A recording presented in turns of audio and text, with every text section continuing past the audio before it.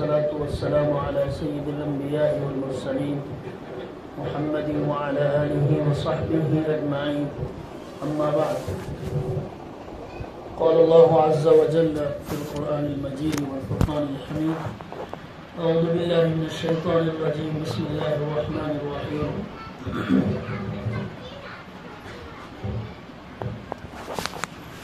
من عمل صالحا من ذكر أو أنثى وهو مؤمن فلنحيينه حياة طيبة. صدق الله العظيم. میری محترم ماں اور بہنوں اور بھائیوں، اللہ پاک نے میں نے جو ابھی آپ کے سامنے یہ آیت تلاوت کی ہے، اس کا ترجمہ ہے.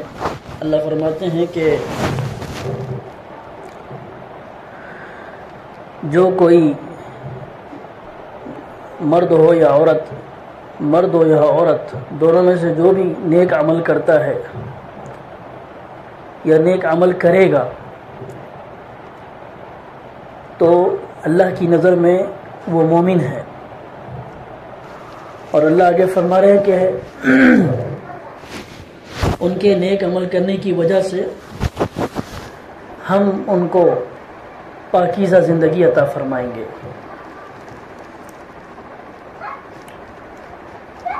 تو اس آیت سے ہمیں معلوم ہوا کہ اگر ہم کو پاکیزہ زندگی چاہیے، اگر ہم کو اچھی زندگی چاہیے، پاکیزہ زندگی کا مطلب اچھی زندگی، سکون اطمینان والی زندگی، ٹینشنوں سے دور زندگی، ٹینشنوں سے خالی زندگی اور بہترین زندگی اگر ہم کو چاہیے تو اللہ نے فرمایا، کیا فرما رہا قرآن میں، کہ وہ کیسے ملے گی؟ نیک اعمال کرنے سے. تو یہ بات ہمارے واسطے صاف ہو گئی کہ جو اچھی زندگی اگر ہم کو چاہیے، اگر ہم کو اچھی زندگی ہونا تو ہم کو نیک عمل کرنا پڑے گا. اس کے علاوہ دوسرا کوئی راستہ نہیں ہے کہ ہم دنیا میں رہ کر اطمینان کی، سکون کی زندگی گزار سکیں. کوئی دوسرا راستہ نہیں ہے. یہ بات ہمارے واسطے صاف ہو گئی.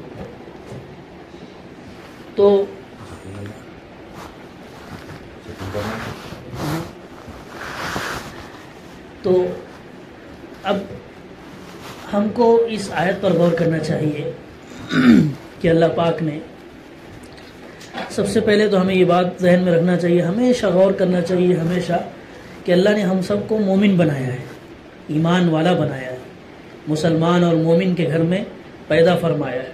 یہ سب سے بڑی اللہ کی دولت ہے.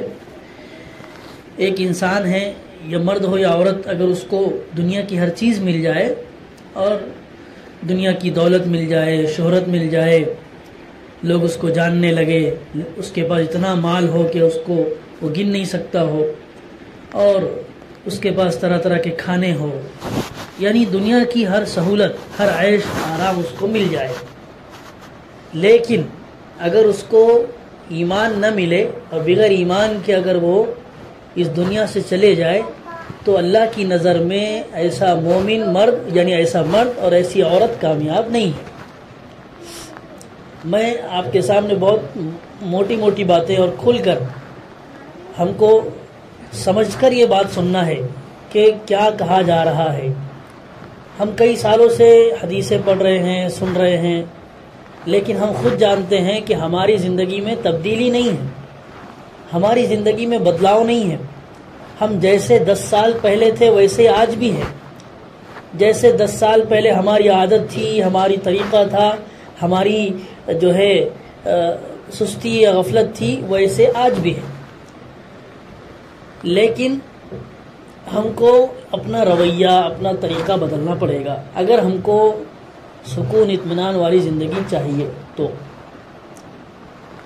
تو میں عرض کر رہا تھا کہ اگر ایک مرد اور عورت کو سب چیزیں مل جائے اور ایمان نہ ملے تو وہ ناکام ہے.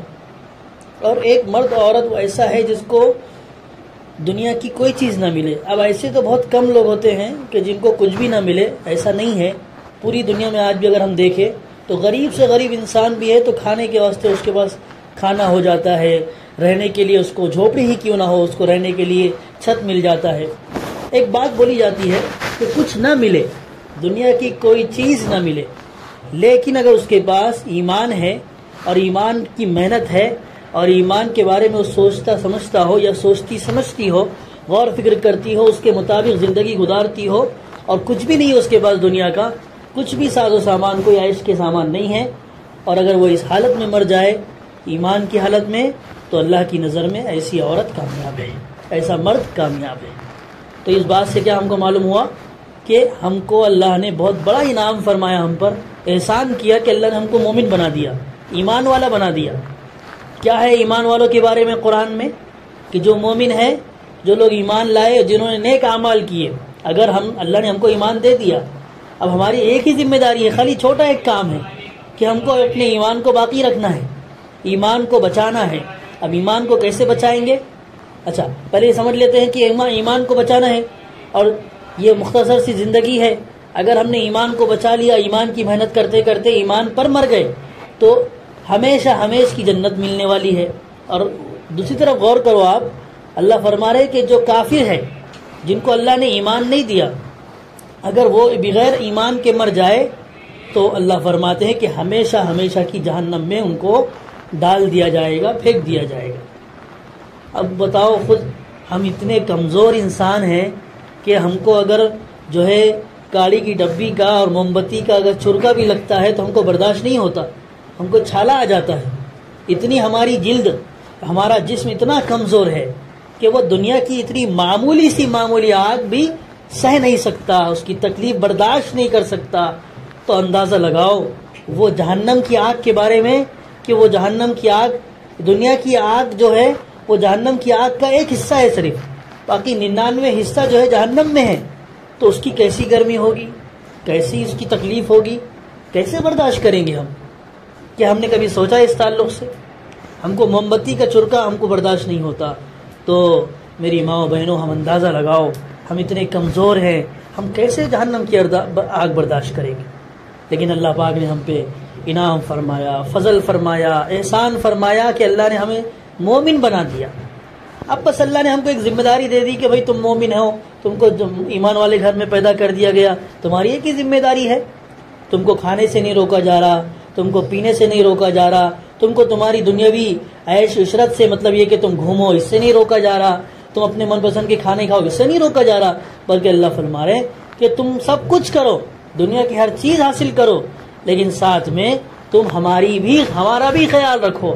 خیال رکھو مطلب تم نمازوں کا اہتمام کرو، ایمان کی محنت کرو، تم ایک دوسرے کا خیال رکھو، تم اپنے شوہر کے حقوق ادا کرو، اپنی ساس، اپنی جو ہے گھر والوں کے حقوق ادا کرو، اپنے پڑوسیوں کے حقوق ادا کرو، اپنے ماں باپ کا خیال رکھو، بس اتنا کرنا ہے۔ سنتوں کی پابندی کرو، بس ختم۔ دنیا تم سے چھیننے کا یہ اللہ نہیں فرما رہے۔ اللہ بہت زیادہ انصاف کرنے والے ہیں، اللہ تو ظالموں کی پکڑ کرتے ہیں، تو اللہ نعوذ باللہ کیسے ظالم ہو سکتے؟ اللہ ہم پہ کیسے تکلیفیں یعنی مشکلات چھوڑ سکتے ہیں؟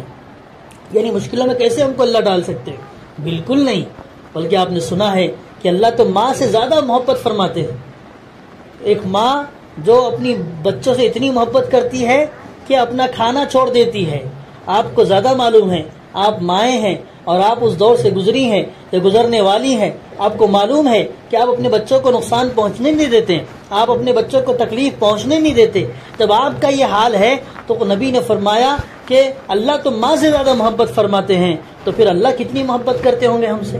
اور یہ محبت ہی ہے اللہ کی، یہ اللہ کی محبت ہی ہے کہ آج تک ابھی تک ہم زندہ ہیں، ابھی تک ہم کھا پی رہے ہیں، باوجود اس کے کہ ہم اتنے گنہگار ہیں، باوجود اس کے کہ ہم اللہ کی روزانہ نافرمانی کرتے ہیں، باوجود اس کے کہ اللہ کی ہم جو ہے اللہ کو ناراض کرتے ہیں، اللہ نبی کی سنتوں کو ہم چھوڑتے ہیں، اس کے باوجود اللہ کی محبت ہمارے اور گناہوں کے اور اللہ کے غضب کے بیچ میں آڑے آ جاتی ہیں، اور ہم بچ جاتے ہیں اللہ کے عذاب سے، اللہ کی پکڑ سے، اللہ کی جو ہے غصے سے، ورنہ تو کب کے ہلاک کر دیے جاتے، کب کے ہلاک کر دیے جاتے۔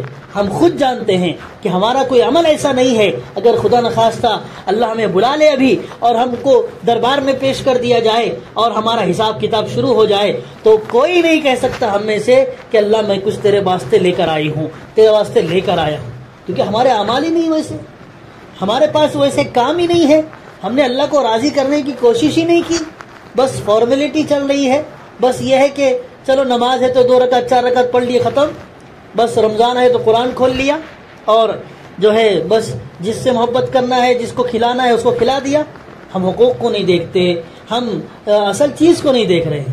تو میری ماں بہنوں، ہمیں اپنی زندگی میں بدلاؤ لانا پڑے گا، ہمیں اپنی زندگی میں بدلاؤ لانا پڑے گا، کیونکہ ہم کو معلوم ہے کہ اللہ نے ہمیں یہاں پر ہمیشہ کے لیے نہیں بھیجا ہے، بلکہ یہ زندگی تو عارضی زندگی ہے، ابھی ختم ہونے والی زندگی ہے۔ ہم کو اللہ نے یہاں بھیجا اس لیے ہے کہ آگے جو زندگی آنے والی ہے، جو کبھی ختم نہیں ہوگی، اس کی تیاری کے لیے بھیجا ہے۔ اور ہم کتنی تیاری کر رہے ہیں؟ اور اللہ نے ہمیں فرمایا ہے، قرآن حدیث میں نبی نے فرمایا کہ ہم مسافر ہیں، مومن مسافر ہے، کافر کے لیے جیل یعنی یہ جنت ہے، اور مومن کے لیے قید خانہ ہے دنیا۔ مومن کے لیے، ایک مومن مرد عورت کے لیے دنیا قید خانہ ہے۔ اب قید خانے میں آپ پوچھو، قیدیوں سے پوچھو کہ ان کو ہر چیز کی سہولت مل جاتی ہے؟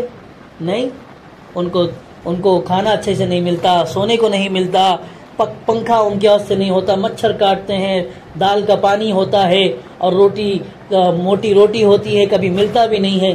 تو یعنی قیدیوں کی جو زندگی ہوتی ہے ویسی زندگی ہماری ہے، ہونی چاہیے۔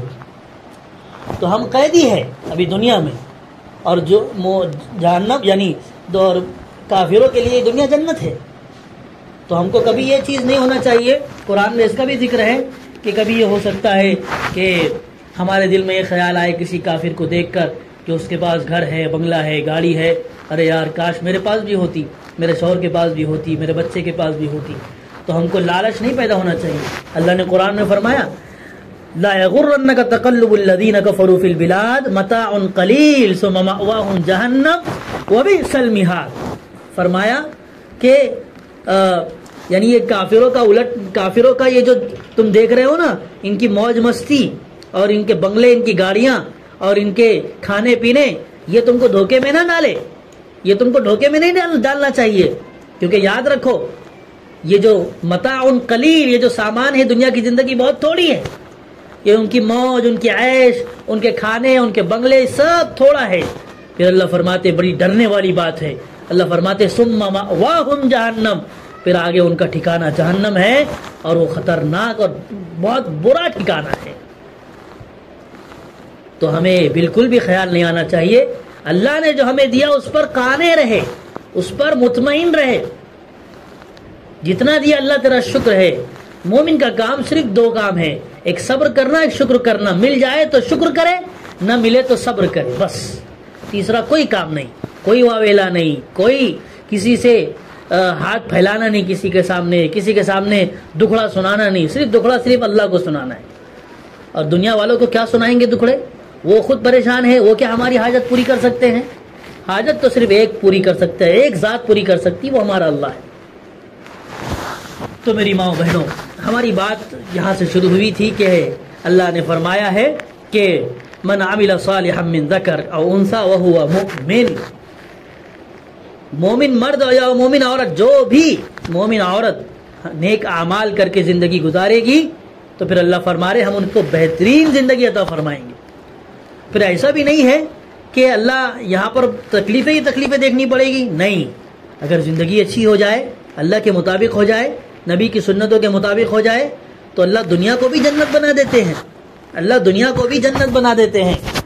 بھائی مصیبتیں تکلیفیں تو آئیں گی، قربانیاں یعنی مجاہدہ تو کرنا پڑے گا اور برداشت کرنا پڑے گا، لیکن ہم دیکھتے ہیں صحابہ کے حالات، تو صحابہ پہلے جو دور تھا صحابہ کا، جب نیا نیا اسلام شروع ہوا مکے میں، تو بڑی تکلیفیں تھی، کھانے کو نہیں ملتا تھا اور درخت کے پتے کھانے پڑتے تھے، لیکن جب اسلام پھیلتا گیا تو اس کے بعد پھر یہ ہوا کہ صحابہ کے قدموں میں سونا پڑا رہتا تھا، صحابہ کے قدموں میں اچھے یعنی ان کے دسترخوان پہ اچھے کھانے بنائے گئے، حضرت معاویہ رضی اللہ تعالیٰ عنہ کے بارے میں مشہور ہے کہ ان کا زمانہ بہت اچھا تھا، کھانے ایک سے ایک کھانے ہوتے تھے.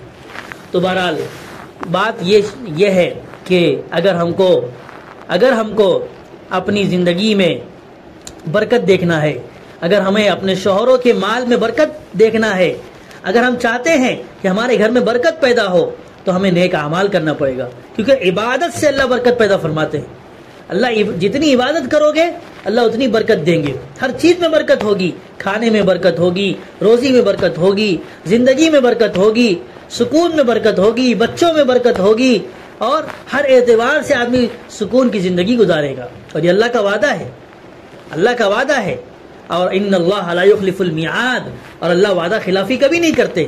انسان وعدہ خلافی کرتا ہے، بات سے مکر جاتا ہے، لیکن اللہ کا وعدہ ان وعد اللہ حق، اللہ کا وعدہ بالکل سچا اور برحق ہے، وہ ہونا ہی ہے. لیکن پہلے ہم کو شروع کرنا پڑے گا، اپنی سٹارٹنگ ہمیں اپنے سے کرنی ہوگی.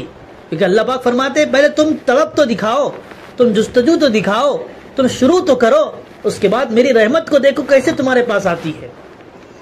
ایک حدیث قدسی ہے، خود اللہ فرماتے ہیں کہ جس کا مفہوم میں بیان کرتا ہوں کہ جو ہے اگر بندہ جو ہے اللہ کی طرف جو ہے ایک ہاتھ جاتا ہے تو اللہ کی رحمت اس کے پاس 2 ہاتھ دوڑ کر آتی ہے، یعنی 2 ہاتھ آتی ہے. اور پھر اگر بندہ چل کر جاتا ہے تو اللہ کی رحمت دوڑ کر آتی ہے. میں نے آپ کو اس کا مفہوم بتایا ہے، بہو الفاظ نہیں بتائے لیکن اس کا مفہوم بتایا. تو ہم چل کر جائیں گے، ہم اللہ کی رحمت یعنی عبادت کریں گے، اللہ کو راضی کریں گے. دیکھو اللہ کی رحمت اتنی آئے گی کہ ہم کو سمیٹتے ہم کو یعنی ہم سمیٹ نہیں پائیں گے، اتنی اللہ کی برکت، اللہ کی رحمت آئے گی. تو میری ماں بہنوں، یہ ہمارے ہفتے واری کا جو اجتماع ہے اس کا مقصد اور ہماری تعلیم کا مقصد کیا ہے؟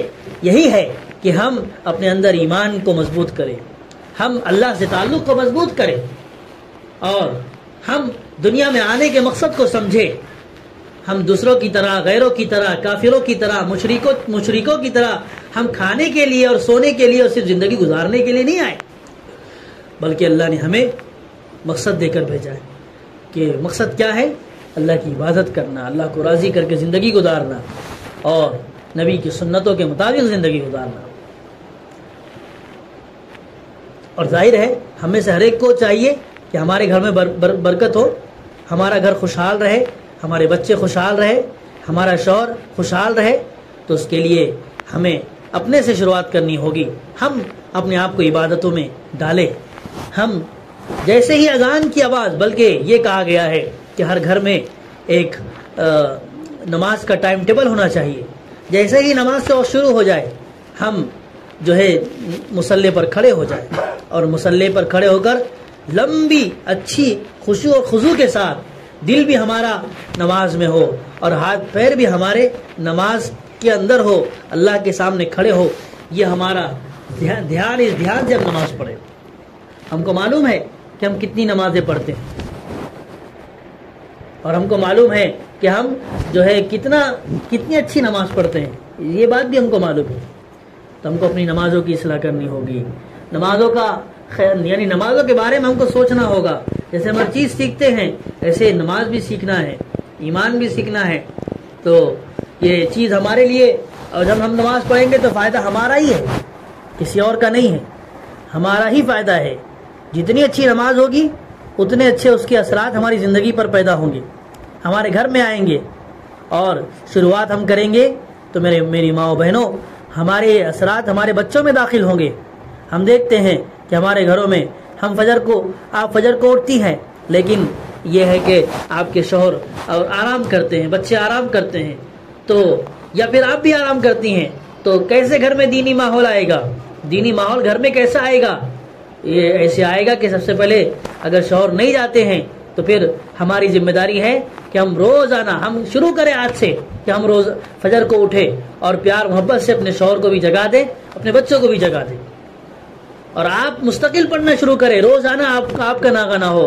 ایک دن آئے گا، ہفتہ ہوگا، 2 ہفتے گزریں گے، 3 ہفتے گزریں گے، انشاءاللہ آپ کے شوہر میں یہ بات ذہن میں آئے گی کہ میری بیوی روزانہ اٹھتی ہے اور وہ سردی نہیں دیکھتی ہے اور گرمی نہیں دیکھتی ہے، نیند نہیں دیکھتی ہے، برابر فجر کو اٹھ جاتی ہے تو اس کے اندر بھی احساس ہوگا اور وہ بھی چاہے گا کہ جب میری بیوی پڑھ سکتی ہے، میری بیوی نماز کو لیے اٹھ سکتی ہے تو میں کیوں نہیں نماز کے لیے جا سکتا ہوں۔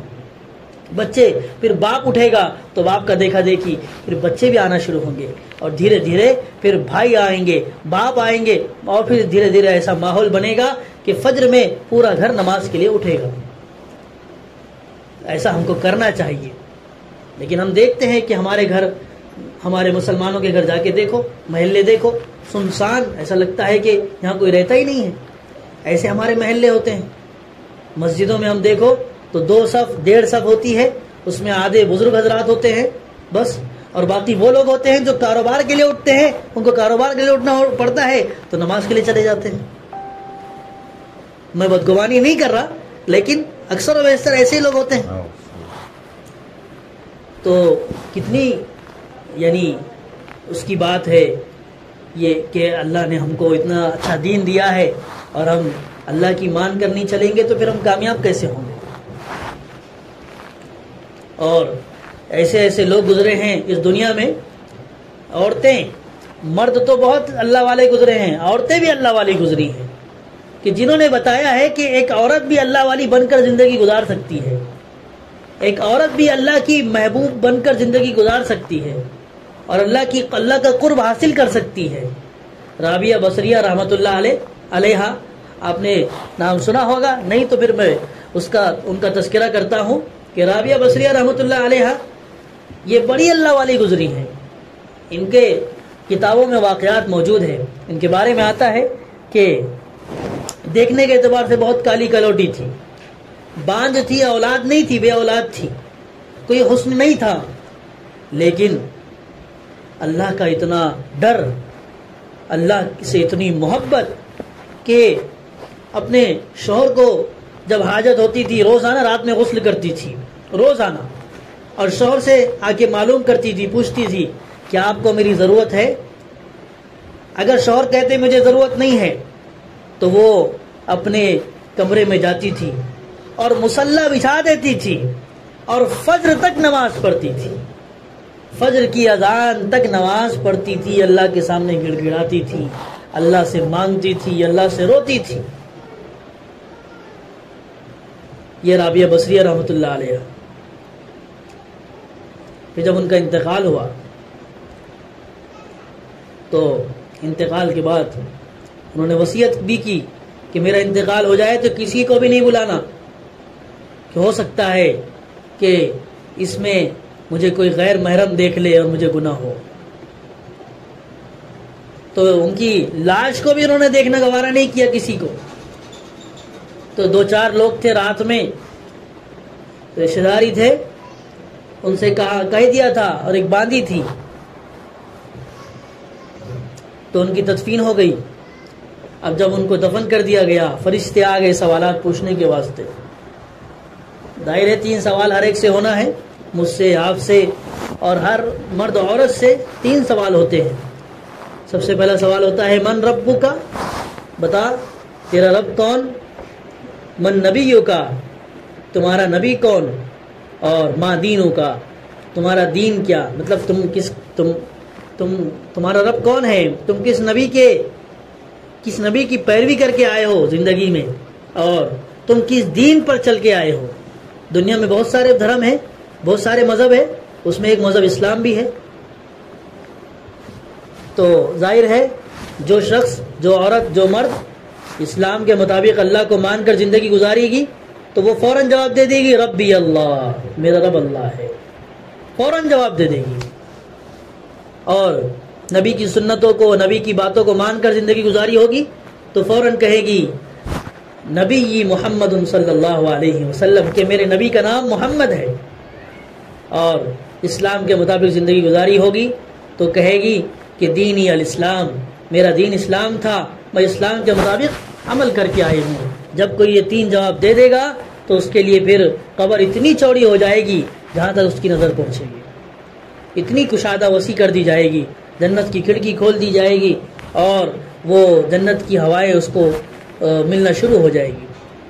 اور اگر خدا نخواستہ ہماری زندگی اگر بے دینی کی گزری ہوگی، اگر ہم نے اللہ کو بھلا کے زندگی گزاری ہوگی، اگر ہم نے نبی کی سنتوں سے منہ موڑ کر زندگی گزاری ہوگی اور نبی کی بیٹیوں کی زندگیوں سے منہ موڑ کر زندگی گزاری ہوگی، تو میری ماں بہنوں پھر حال بہت برا ہونے والا ہے۔ پھر وہ ایک ہی جواب آئے گا، لا ادری لا ادری لا ادری، مجھے نہیں معلوم، مجھے نہیں معلوم، میں نہیں جانتی، میں نہیں جانتی۔ اور پھر اس کے بعد جو حال ہوگا کہ پھر ایسی قبر اتنی تنگ ہو جائے گی جیسے کہ ایک ہاتھ کی انگلیوں کو دوسری ہاتھ کی انگلیوں میں اگر ڈالا جائے، جیسے وہ حالت ہوتی ہے، ایک دوسرے کی ادھر ادھر کی پسلیاں مل جائیں گی، اور پھر وہاں پر عذاب شروع ہو جائے گا، اور پھر اژدہے آئیں گے، اور پھر کیڑے مکوڑے آ جائیں گے، اور قیامت تک اس کو ڈستے رہیں گے۔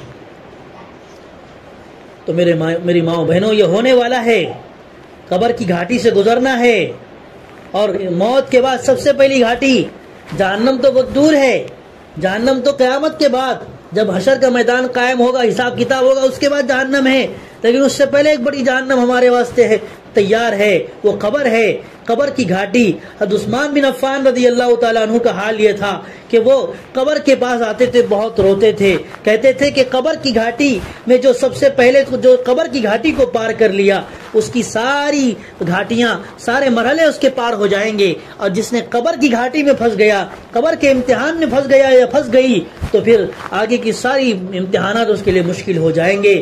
تو میری ماؤں بہنوں، سب سے پہلے موت کے بعد قبر ہی آتی ہمارے سامنے۔ اگر ہم چاہتے ہیں کہ اللہ ہمارے ساتھ اچھا معاملہ کرے، اگر ہم چاہتے ہیں کہ قبر ہمارے لیے جنت کا باغ بنا دیا جائے، تو میری ماؤں بہنوں، ہمیں اپنی زندگی کو بدلنا ہوگا، اپنے ایمان کو بڑھانے کی محنت کرنی ہوگی، اپنے ایمان کو بڑھانے کی فکر کرنی ہوگی، اور ہمیں وقت دینا ہوگا۔ ہم اپنا وقت موبائل میں ہم جو ہے ویسٹ کرتے ہیں، اور موبائل وقت میں ڈالتے ہیں، یعنی موبائل چلانے میں وقت ڈالتے ہیں، اور ادھر ادھر گھومنے میں وقت ڈالتے ہیں۔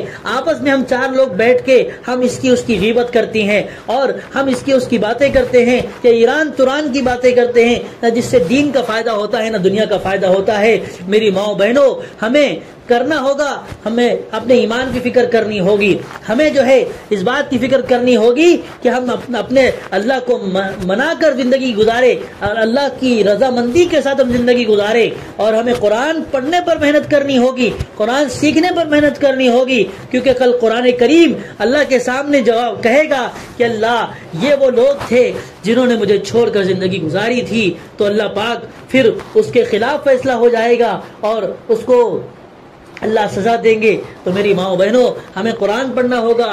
قرآن وہ کتاب ہے جو ہدایت کی کتاب ہے، جو قرآن کو سمجھ کر پڑھتا ہے وہ اللہ سے محبت کرنے والا بن جاتا ہے۔ جو قرآن سے محبت کرتا ہے تو اللہ پاک اس کی زندگی میں بے شمار نعمتیں عطا فرماتے ہیں، اور اللہ اس کو خوشحال رکھتے ہیں۔ تو رابعہ بصریہ رحمۃ اللہ علیہ جب قبر میں گئی ہیں اور فرشتے آئے ہیں، تو فرشتوں نے پہلا سوال کیا من ربکی، بتا تیرا رب کون، بتا تو کس رب کو مانتی تھی، بتا تیرا پروردگار کون۔ تو معلوم ہے کیا جواب دیا انہوں نے، کیا جواب دیا؟ غور سے سنو اور غور سے سن کر سمجھو کہ انہوں نے یہ جواب کیوں دیا۔ انہوں نے کہا کہ انہوں نے جواب دیا کہ میں جس اللہ کو زمین پر 40 سال نہیں بھولی ہوں، تو میں زمین کے 4 ہاتھ نیچے آنے کے بعد کیسے بھول جاؤں گی کہ میرا رب کون ہے۔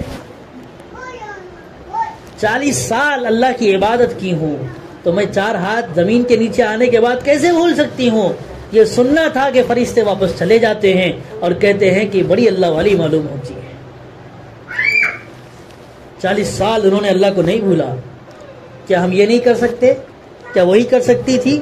نہیں، بلکہ قیامت تک لوگ جو بھی آئیں گے، جو چاہے گا کہ میں اللہ کو منا کر زندگی گزاروں، وہ کر سکتا ہے۔ آپ بھی کر سکتے ہیں۔ آپ آج سے یہ طے کر لو کہ ہم کو اللہ کو منا کر زندگی گزارنی ہے۔ آج سے طے کر لو کہ ہم کو آدھا پون گھنٹہ، 1 گھنٹہ یا کچھ منٹ، ہم کو کچھ گھنٹے یا کچھ دیر ہم کو اللہ کے لیے خاص کر دینا ہے۔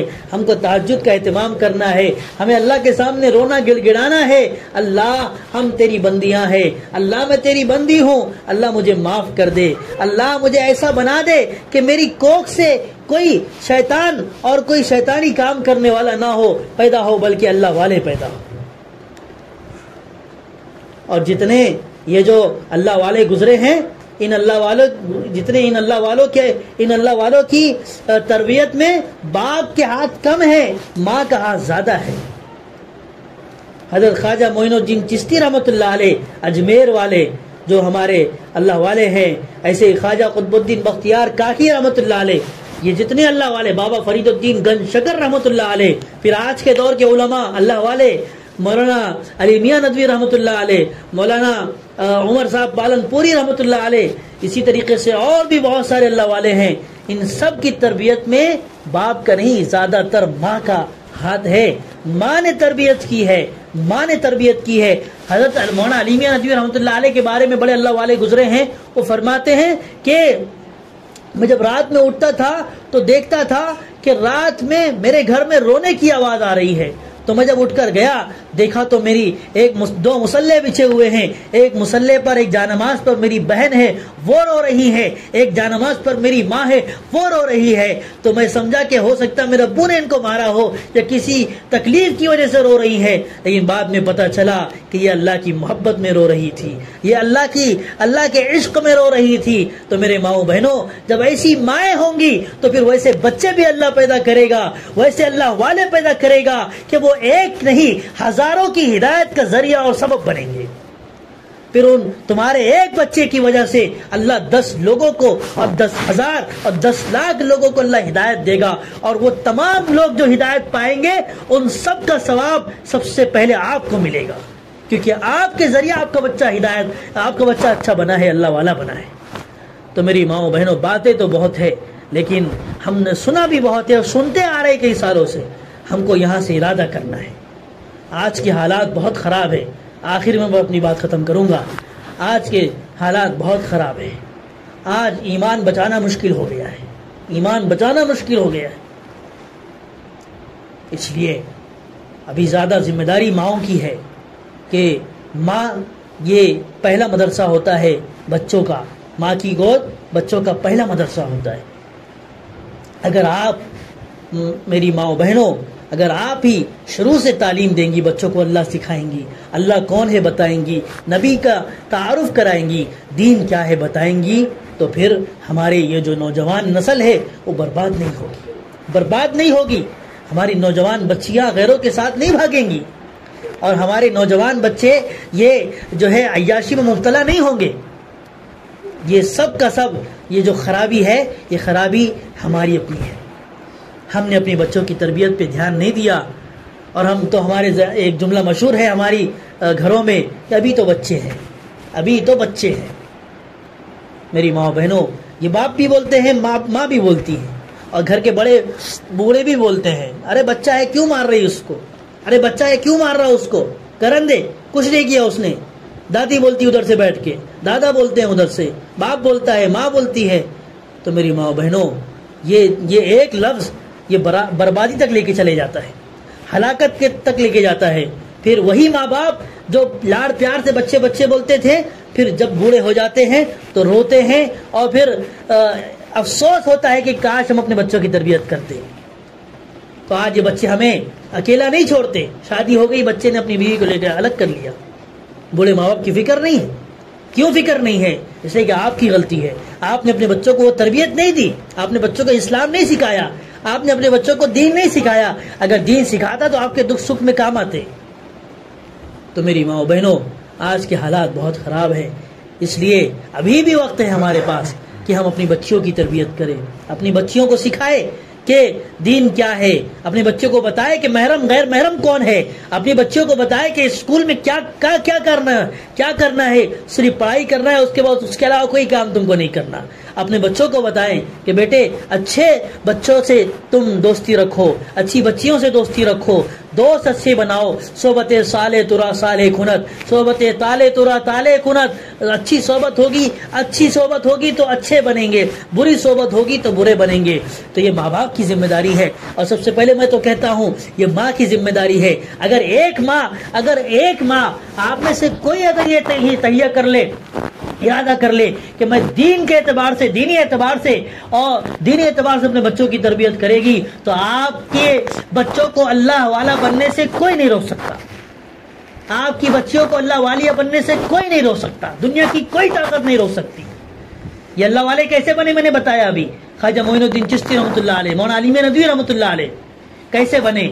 یہ ایسے ہی بنے کہ ماں کی تربیت اور بہنوں کی تربیت اور گھر کا ماحول اور دین کا ماحول گھر میں, تو پھر اللہ پاک نے ان کو اتنا اچھا بنایا ہے. اس لیے میری ماں و بہنوں, یہ باتیں چند باتیں آپ کے سامنے رکھنی تھی. اس لیے ہماری ذمہ داری ہے کہ اگر ابھی ہم ہوش کے ناخن نہیں لیں گے تو پھر آگے کل دوسرے گھر کی بچیاں بھاگی ہیں, کل دوسرے گھر کے بچے بدماش ہوئے ہیں, اور پھر وہ وقت دور نہیں ہے کہ یہ حالات ہمارے ساتھ بھی پیش آ سکتے ہیں, ہمارے ساتھ بھی پیش آ سکتے ہیں. اس لیے کہ ماحول بہت خطرناک ہے, ماحول بہت جلدی اثر ڈالتا ہے چیزوں پر. اس لیے یہ آپ اتنی آئی ہیں, اگر آپ اتنی آئی ہیں, آپ 40-50 جو بیٹھے ہیں, اگر 40-50 گھر اگر بن گئے, دین والے بن گئے, تو بتاؤ کہ 40-50 گھر سے ادھر کے دوسرے 40-50 گھر متاثر نہیں ہو سکتے؟ ان کے گھروں میں ماحول نہیں آئے گا. اور پھر ایک بات یاد رکھو, آپ اکیلے نہیں ہیں, آپ ایک کے ساتھ پورا خاندان, پورا کنبہ جڑا ہوا ہے.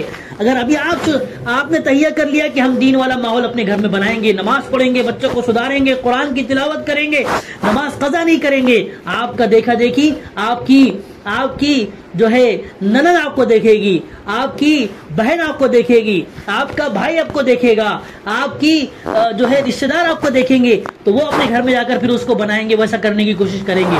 بتاؤ کتنے خاندان بن جائیں گے, کتنے خاندان میں دین والا ماحول پیدا ہوگا کہ نہیں ہوگا؟ تو میری ماں بہنوں, ہمیں ارادہ کرنا ہے. اللہ بس کہتے ہیں کہ تم صرف کام شروع کرو, اس پہ طاقت دینے والا, اس کو بڑھانے والا میں ہوں.